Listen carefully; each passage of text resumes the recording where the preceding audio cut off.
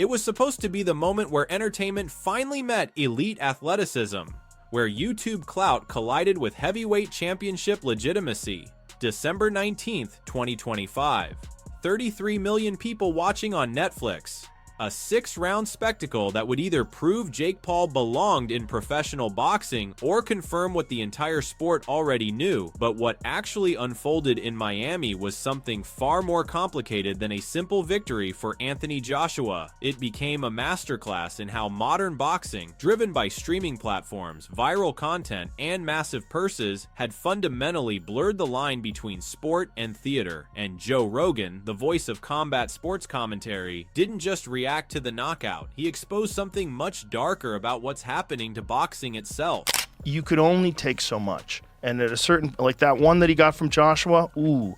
You know, say if you have like a punch card, you have like so many punches that you can get in your life, which I believe you do. I believe there's a certain number. That one was like 10 bunches. Yeah. That was like, yeah. It was a lot of concussions in that. Joe Rogan's first instinct after watching Joshua dismantle Jake Paul wasn't celebration. It wasn't triumph. It was something closer to bewilderment mixed with concern. Rogan, who has spent decades inside the octagon and ringside at the highest levels of combat sports, understood immediately what had just happened. A world-class heavyweight champion had, in 6 rounds, exposed the fundamental truth that everyone in boxing already knew, but nobody wanted to say out loud. Jake Paul was never a legitimate heavyweight contender, but here's where Rogan's commentary took a turn that most commentators missed entirely. While everyone else was focused on the knockout itself, Rogan shifted the conversation to something that would dominate the narrative for weeks afterward. The nature of the fight itself. Was this truly sport, or was it something more calculated, something more deliberately paced to serve Netflix's business interests rather than boxing's competitive integrity? Anthony Joshua's gigantic. So big. He's so big. He's so much bigger. So, of course, like his punch that he knocks Tyron Woodley out cold with, Joshua just eats it. Yeah. Because he's a giant. Yeah. He's a fucking giant man. So big, dude. He's so big. Rogan broke down in clinical detail the absolute chasm between these two fighters. Joshua, he explained, wasn't just bigger. He wasn't just more experienced. He was operating on a completely different plane of existence in terms of raw power. When Rogan discussed the punch that broke Paul's jaw in 2 places, he described it with the precision of someone who understands exactly what that kind of power means in combat sports. Joshua is absolutely gigantic, Rogan said. He's a giant. And then came the part that would later become central to the conspiracy theories swirling around the fight. If Joshua had truly unleashed from the opening bell with full intensity, the fight wouldn't have lasted 6 rounds. It wouldn't have lasted 2. The gap in power, precision, and ring intelligence was so vast that Rogan himself questioned how Paul had managed to survive as long as he did. That question, how did Paul last 6 rounds against someone this dominant, became the spark that ignited the "is it fixed" narrative that dominated social media for the following week. It wasn't the best performance. It wasn't the best. The end goal was to get Jake Paul, pin him down, and hurt him. That has been the request leading up, and that was on my mind. It took a bit longer than expected, but the right hand finally found a destiny. Then came the rumors. Days after the fight, allegations began circulating that Jake Paul had attempted to bribe Anthony Joshua before the bout. The claim, Paul had allegedly offered Joshua tens of millions of dollars to take it easy, to prolong the fight, to make it competitive for Netflix's viewing audience rather than ending it in 2 brutal minutes. Joe Rogan addressed these allegations directly on his podcast, and his reaction was telling. Rogan emphasized repeatedly that there was no hard evidence of bribery, no concrete proof of a fixed fight. What existed were rumors, whispers, the kind of speculation that emerges when an elite fighter's performance raises more questions than it answers. Rogan was careful to note that Joshua's victory was legitimate, that the knockout was real, that Paul's injuries, the double broken jaw, the displaced teeth, were undeniably genuine. But the mere circulation of these allegations, Rogan argued, revealed a deeper problem in modern boxing. When a heavyweight champion appears capable of finishing a fight at will but doesn't, when the pacing seems deliberately extended, when the narrative feels almost cinematically constructed, fans naturally begin to suspect scripting, not because there's proof, but because the optics create a credibility problem that no amount of official denials can fully erase. To him at the end. It seemed to me like sparring. Yeah. When I watched it, which, you know, look, I paid for it. They got me. I thought it was going to be a real fight, but I'm not mad. Had $1 million on. That's the problem. Yeah. That's why. Look, maybe it was a real fight. Maybe that's just the level that they both fight at. But it didn't, you know, it seemed a little sus. You know. The most revealing commentary came when Rogan addressed the fundamental shift happening in professional boxing. This fight, he explained, was not about pure sport. It was about entertainment. The referee, even during the fight, had expressed frustration with how slowly the action was unfolding. Fans didn't pay to see this crap, the referee told Paul during a clinch in the 4th round. But here's the thing, nobody paid anything. Everyone who watched this fight had it as part of their Netflix subscription. The entire economic model was inverted. Netflix's business interests weren't aligned with producing a quick knockout. They were aligned with extended viewership, engagement metrics, social media buzz, and the kind of drama that keeps people talking for weeks. Rogan connected the dots that most boxing analysts were avoiding. The fight's pacing, the apparent restraint from Joshua despite overwhelming dominance, the way it was choreographed to feel like a boxing match but constructed like a television spectacle, all pointed to a system where Netflix's algorithm and profit margins mattered more than pure athletic competition. I mean, I never felt it was anything other than entertainment. I'm not surprised that Anthony Joshua could have knocked Jake Paul out anytime he wanted to. He didn't want to. So why didn't he? Because, well, when you're on a platform like Netflix that turns 1-part episodes into a 6-part series, why would you think that part of their entertainment model is to have a 30-second fight? Why? Because you watch a Netflix series, you can watch it and you can go, well, I get the gist of it. Why have you got to turn it into 10 episodes? Because I'm dying with boredom after episode. Are you telling me that Netflix probably emphasised, listen, guys, take this as long as you can? Anthony Joshua didn't step. Irrespective, I sat to all these guys, whether it be Spencer or Paul Smith, talking about the fact that Jake Paul couldn't run, didn't have the footwork to be able to move around the ring. Simon Jordan, one of boxing's most incisive analysts, laid out exactly how this worked. Joshua, Jordan explained, could have knocked out Jake Paul at literally any moment during that fight. The power gap was so enormous that once Joshua connected cleanly, it was over. But what if Joshua had finished in the 1st round? What if the knockout came in round 2? Netflix would have had 6 minutes of fighting content to justify a $100 million investment. Instead, the fight stretched to 6 rounds. Joshua, according to Jordan's analysis, was deliberately prolonging the bout to fit Netflix's business model expectations. Not in an obvious way, not in a way that violates sporting rules, but in a way that aligned the outcome with what would maximize engagement for a streaming platform rather than with what pure competitive excellence would demand. Joe Rogan cited Jordan's analysis approvingly, noting that this revealed how streaming economics were fundamentally reshaping combat sports. The incentive structures had changed. The winners weren't just fighters. They were Netflix executives calculating optimal fight duration the same way movie studios calculate optimal runtime for maximum theatrical release value. So nuts, right? The fact that he's willing to fight the 2-time heavyweight champion, former Olympic gold medalist. Yeah. A guy who's gigantic in his prime, built like a Greek god. Yeah. And you're going to stand, and he's a one-punch killer. And you're going to stand in front of that guy, and he avoided shots till the 6th round. He just started getting tired. What Jake Paul did after the fight was remarkable in its strategic audacity. Despite suffering a double broken jaw, displaced teeth, and what appeared to be a career-threatening knockout loss, Paul immediately pivoted to a marketing narrative. Jaw broken, heart and balls intact, he posted on social media. Rogan found this fascinating. Paul wasn't defeated. He was transformed into a martyr. He suffered for the sport. He showed heart. He demonstrated toughness. And most importantly, he immediately began positioning the Joshua fight as a learning experience rather than a humiliation. Joe Rogan noted that this reflected Paul's genuine talent, not as a boxer, but as a brand manager.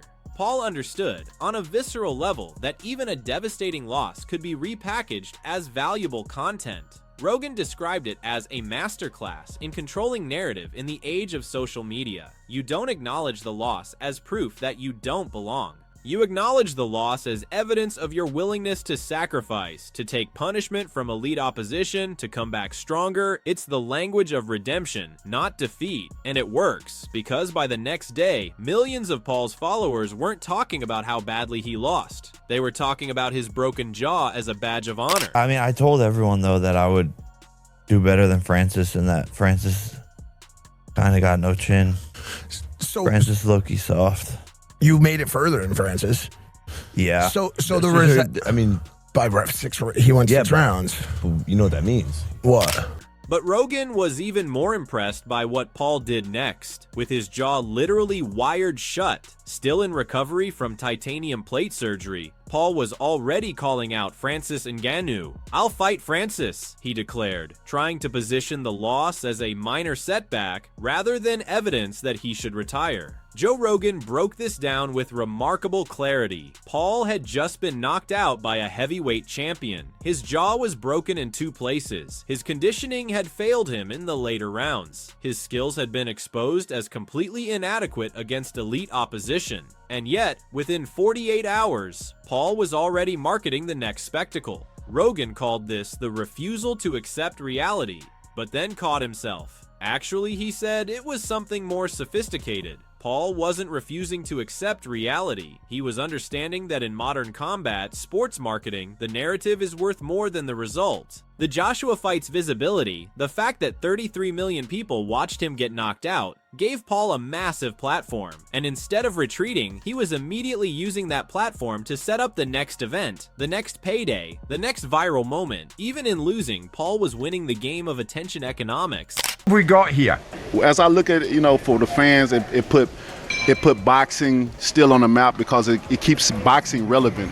Having exhibition fights like this, different celebrities and different things like that. I look at it as a fun thing for fans and stuff like that. I don't really take it seriously, because we in the business of boxing. That right there is just exhibition stuff. But I'm hearing they say it's a real fight. But yeah, it's a real fight because both guys are getting in a fight. I'm still the one that be thinking. Deontay Wilder, the legendary heavyweight champion, offered commentary that reinforced everything Rogan was saying. Wilder called the entire matchup bizarre and stated directly that in his assessment, it looks scripted.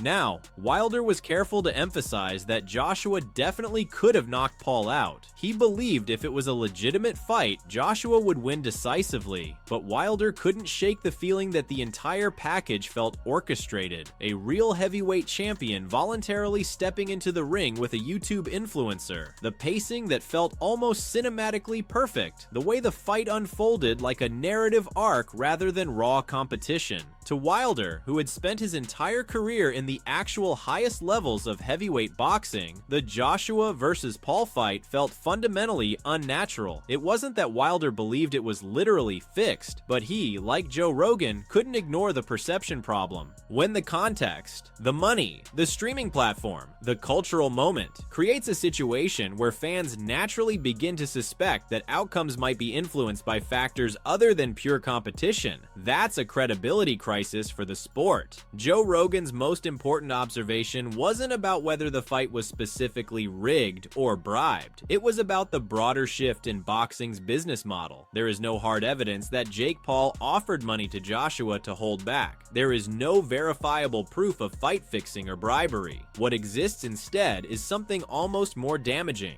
a perception problem so severe that even explaining it doesn't fully resolve it. Rogan outlined it clearly. When streaming platforms like Netflix invest 9 figures in a fight, when the entire economic model depends on viewer engagement rather than gate revenue, when a knockout in round 1 generates the same completion rate as a knockout in round 6, the incentive structures shift. Not necessarily toward fixing fights, but toward producing entertainment that maximizes platform metrics. And that shift, Rogan argued, fundamentally corrupts the purity of sport, because sport, by definition, should be about determining the absolute best outcome based on athletic excellence. But Netflix's business model is about determining the outcome that generates the most engagement, the longest watch time, the most social media discourse. Joe Rogan emphasized that Joshua's victory was real, the power was real, the knockout was real, but the context surrounding the fight, why it unfolded the way it did, why Joshua appeared to show restraint for 5 rounds before truly unleashing in round 6, why the referee himself had to express frustration about the lack of action, created a credibility problem that no amount of explaining could fully erase. What Joe Rogan exposed was that the Jake Paul vs. Anthony Joshua fight wasn't really about Jake Paul at all. It was about the massive structural transformation happening in combat sports. When elite fighters appear capable of ending a fight at will but don't, when the pacing aligns suspiciously well with Netflix's engagement metrics, when streaming platforms become more powerful than traditional boxing organizations in determining fight outcomes, the sport faces an existential problem. Accusations of fixing become not just rumors, but inevitably a form of fuel. Rogan pointed out that even Deontay Wilder, a fighter who never shies away from speaking his mind, described the Joshua vs. Paul matchup with visible skepticism. Other boxing voices expressed similar concerns. Barry McGuigan, the legendary Irish boxer, stated that it's hard to believe there isn't some undisclosed agreement, not because he had evidence, but because the optics made skepticism logical. This is the real danger Joe Rogan identified. Not that any specific fight is necessarily fixed, but that boxing has allowed its economic incentives to shift in a direction that makes suspicion inevitable. When you combine massive paydays, streaming platform influence, the blurred line between spectacle and sport, and the collapse of traditional gatekeeping mechanisms, you create an environment where even legitimate victories raise more questions than they answer. I mean, Simon, when you look at it, Jake Paul posted on Twitter after the fight, jaw broken, heart and balls intact. That's a good thing. Time to rest, recover, and return to cruiserweight. I mean, he's coming out of it as if, well, yeah, I got battered in the end, but boy. That's what he. What Joe Rogan perhaps most admired was Jake Paul's post-fight pivot. Despite being knocked out, despite suffering career-threatening injuries, despite being exposed as a fighter who doesn't belong in the ring with elite heavyweights, Paul immediately reframed the entire narrative. His broken jaw became a symbol of his courage. His knockout loss became proof that he was willing to test himself against real competition. His immediate call-out of Francis Ngannou wasn't desperation, it was strategic positioning. Rogan called it commendable, albeit in a way that's uncomfortable for traditional sports fans. Paul understands on a cellular level that in 2025, the narrative is the product. The actual fight is secondary to how you package it, market it, and use it to build momentum for the next spectacle. By continuing to position himself as a fighter willing to step up in competition, willing to face elite opposition, willing to suffer for content, Paul was actually strengthening his brand even while losing decisively. That's not accidental. That's strategic genius operating within a system that values engagement and attention above all else. Joe Rogan's final assessment was nuanced but damning. He found no concrete evidence that the Jake Paul vs. Anthony Joshua fight was specifically fixed, bribed, or scripted. The physical evidence, Joshua's power, Paul's injuries, the knockout, was all genuine. But the circumstantial evidence, the context, the economic incentives, and the optics created a credibility problem that may be unfixable. When Anthony Joshua, a 2-time heavyweight champion, an Olympic gold medalist, a fighter who has competed at the absolute highest levels of professional boxing, steps into the ring with a YouTuber turned boxer, when Netflix pays 9 figures for the event, when the fight's pacing aligns suspiciously well with streaming platform engagement metrics, when even respected commentators like Deontay Wilder express visible skepticism, you have created a system where accusations of match fixing aren't evidence-based claims. They're logical conclusions drawn from visible incentive structures. Joe Rogan's real criticism wasn't directed at any individual fighter. It was directed at an entire sport that has allowed its economic model to become so corrupted by streaming money and viral content incentives that the distinction between sport and theater has essentially collapsed. Boxing, he argued, had transformed itself into a carefully produced spectacle where elite fighters appear capable of ending fights fights at will but don't, where the narrative aligns too perfectly with Netflix's business model, where victory and defeat matter less than engagement metrics. The Joshua versus Paul fight didn't prove that boxing is fixed, but it revealed that modern boxing has created the conditions where fixing is structurally incentivized, where perception problems become inevitable, and where no amount of actual victory can fully convince skeptics that the outcome was determined by sport rather than commercial interests. And for a sport that depends on credibility, that's perhaps the most devastating knockout of all. Jake Paul didn't just get knocked out in Miami, he exposed the fundamental architecture of modern boxing itself. And Joe Rogan made sure everyone understood exactly what they had witnessed. Not a sporting contest between a champion and a pretender, but a masterclass in how money, media, and streaming platforms have transformed combat sports from athletic competition into carefully engineered entertainment spectacle. The knockout was real, but everything else about why the fight unfolded the way it did, that's where the real scam lives.